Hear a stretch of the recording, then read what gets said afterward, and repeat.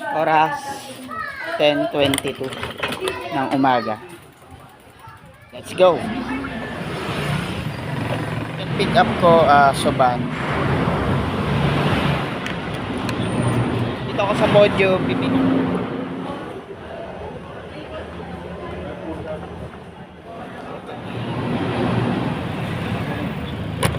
Isang customer, siguro mataas yung floor niya kaya ano. Deliver ko na yung Suban.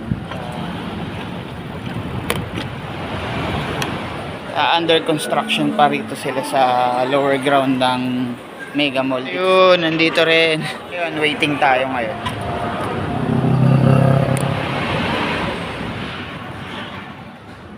Oops.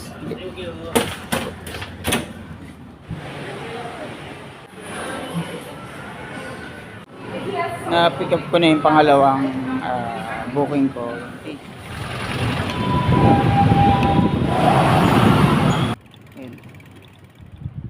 Lee Gardens naman ang susunod.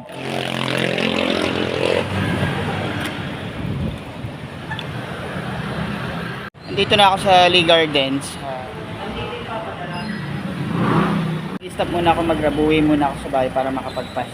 Babalik na lang ako mga 6 ng gabi.